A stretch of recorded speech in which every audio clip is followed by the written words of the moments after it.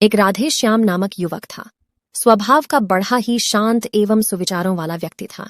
उसका छोटा सा परिवार था जिसमें उसके माता पिता, पत्नी एवं 2 बच्चे थे। सभी से वो बेहद प्यार करता था। इसके अलावा वो कृष्ण भक्त था और सभी पर दया भाव रखता था। जरूरतमंद की सेवा करता था, किसी को दुख नहीं देता था। उसके इन्हीं गुणों के कारण श्री कृष्ण उससे बहुत प्रसन्न थे और सदैव उसके साथ रहते थे। और राधे श्याम अपने कृष्ण को देख भी सकता था और बातें भी करता था। इसके बावजूद उसने कभी ईश्वर से कुछ नहीं मांगा। वह बहुत खुश रहता था क्योंकि ईश्वर हमेशा उसके साथ रहते थे, उसे मार्गदर्शन देते थे। राधे श्याम भी कृष्ण को अपने मित्र की तरह ही पुकारता था और उनसे अपने विचारों को बांटता था। एक दिन राधे श्याम के पिता की तबीयत अचानक खराब हो गई। उन्हें अस्पताल में भर्ती किया गया। उसने सभी डॉक्टर्स के हाथ जोड़े, अपने पिता को बचाने की मिन्नतें की, लेकिन सभी ने उससे कहा कि वो ज्यादा उम्मीद नहीं दे सकते और सभी ने उसे भगवान पर भरोसा रखने को कहा। तभी राधे श्याम को कृष्ण का ख्याल आया और उसने अपने कृष्ण को पुकारा। कृष्ण चले आए। राधे श्याम ने कहा, मित्र, तुम तो भगवान हो, मेरे पिता को बचा लो। कृष्ण ने कहा, मित्र, ये मेरे हाथों में नहीं है। अगर मृत्यु का समय होगा तो होना तय है। इस पर राधे श्याम नाराज हो गया और कृष्ण से लड़ने लगा। गुस्से में उन्हें कोसने लगा। भगवान ने भी उसे बहुत समझाया पर उसने एक ना सुनी।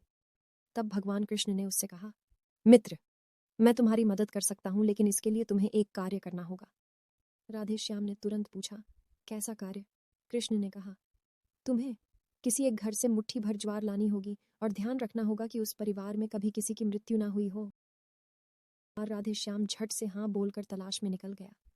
उसने कई दरवाजे खटखटाए।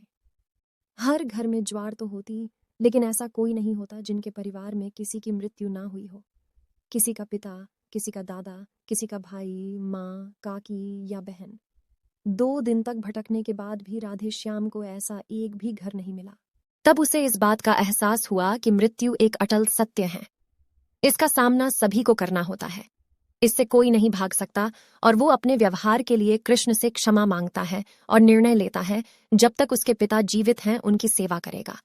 थोड़े दिनों बाद राधे श्याम के पिता स्वर्ग सिधार जाते हैं। उसे दुख तो होता है, लेकिन ईश्वर की दी उस सीख के कारण उसका मन शांत रहता है। दोस्तों, इसी प्रकार हम सभी को इस सच को स्वीकार करना चाहिए कि मृत्यु एक अटल सत्य है। उसे नकारना मूर्खता है। दुख होता है, लेकिन उसमें फंस जाना गलत है, क्योंकि केवल आप ही उस दुख से पीड़ित नहीं हैं, अपितु संपूर्ण मानव जाति उस दुख से रूबरू होती ही है। ऐसे सच को स्वीकार कर आगे बढ़ना ही जीवन है। कई बार हम अपने किसी खास के चले जाने से इतने बेबस हो जाते हैं कि सामने खड़ा जीवन और उससे जुड़े लोग हमें दिखाई ही नहीं पड़ते। ऐसे अंधकार से निकलना मुश्किल हो जाता है। जो मनुष्य मृत्यु के सत्य को स्वीकार कर लेता है, उसका जीवन भार विहीन हो जाता है और उसे कभी कोई कष्ट तोड़ नहीं सकता। वो जीवन के हर क्षेत्र में आगे बढ़ता जाता है। आपको हमारी यह कहानी कैसी लगी? हमें कमेंट करके जरूर बताएं और ऐसी और कहानियों के लिए हमारे चैनल हिंदी कहानी AI को जरूर सब्सक्राइब करें। धन्यवाद।